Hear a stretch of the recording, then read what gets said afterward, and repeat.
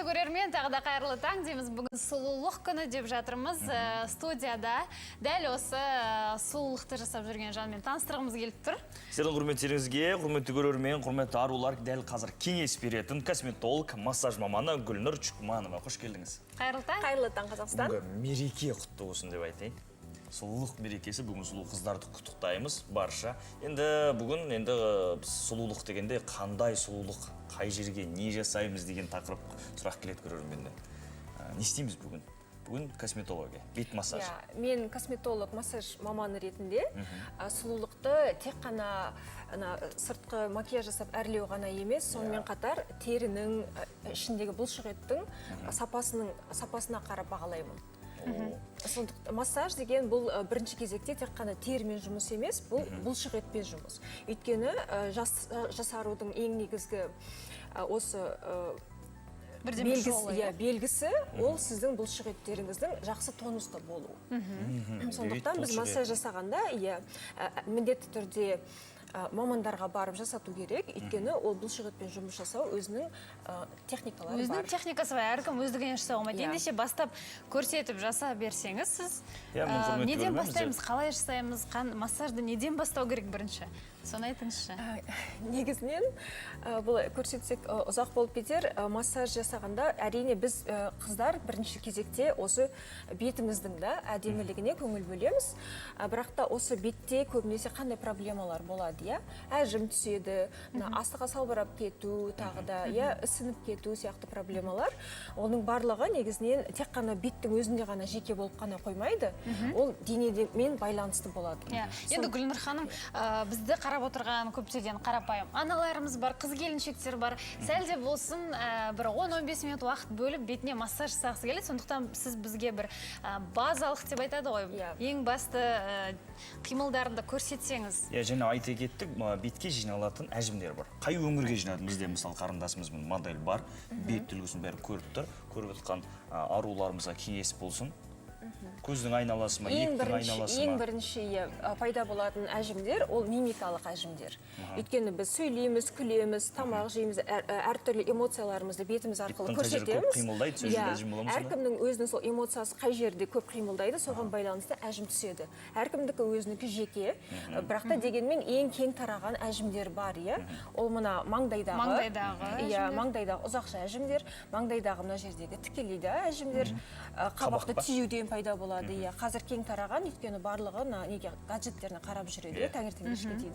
Содан кейін күлуден, күннің астында көп жүргеннен пайда болатын көздің маңайындағы әжімдер. Ол жерге қалай массаж жасаймыз? Дәл қазір бір шағын көрсете беріңізші. Кез келген майды қолдануға бола ма? Сіз алып келіп, сіз қолданып жасай берсеңіз болады? Жоқ, кез келген майды қолдануға болмайды. Бетке массаж жасамас бұрын алдымен бетті әдемілеп тазалап жуып алу керек, және арнайы бетке арналған майды қолдану керек. Болмаса сіздің мына пораларыңыз толып қалады да, ертеңгі күні бетіңізде тағы да проблема пайда болады. Бір емдеймін деп тағы да басқа проблема жасап жүрмеңіздер.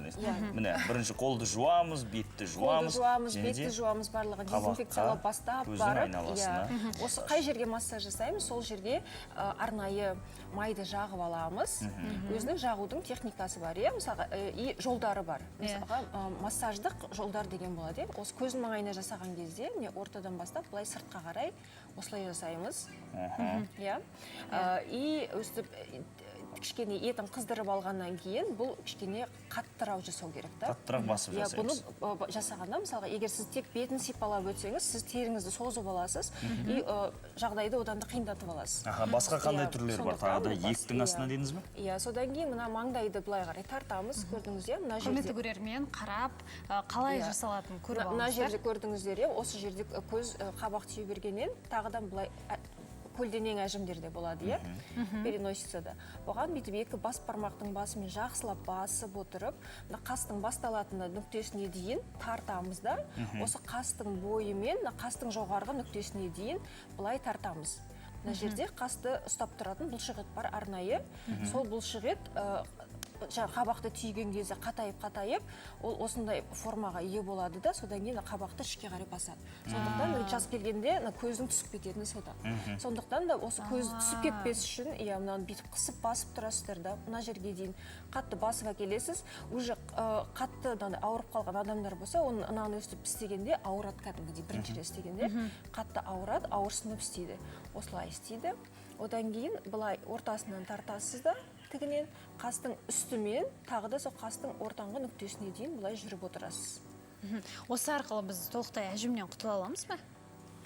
Құтыла аламыз. Бұл қанша уақыт жасау керек?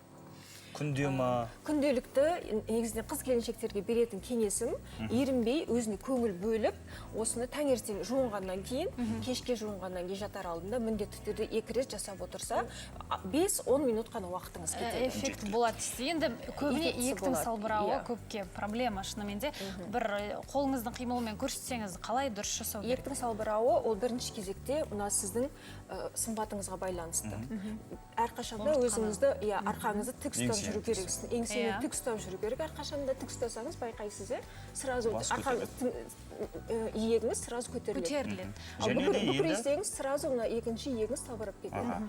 Сондықтан бірінші кезекте еңсеңізді ұстап жүреміз. Егер де уже салбырап кеткен болып жатса, онда ше міндетті түрде осындай қимылмен, иектің сүйегінің бойынан саусақтың басын, тырнақтың фалангасын батырып отырып, бұл да өте ауырады. Ары қарай тартамыз. Құрметті көрермен, ең басты бетіміздегі әжім жиі түсетін аймақтарға ең қажетті массажды міне Гүлнұр ханым көрсетті. Әрі қарай біз жалғастыратын боламыз. Гүлнұр ханым, алғысымызды білдіреміз. Рахмет, келіп осылай көрсетіп жатқаныңызға. Ал құрметті көрермен, бізде дәл қазір жарнама, сәлден соң қайта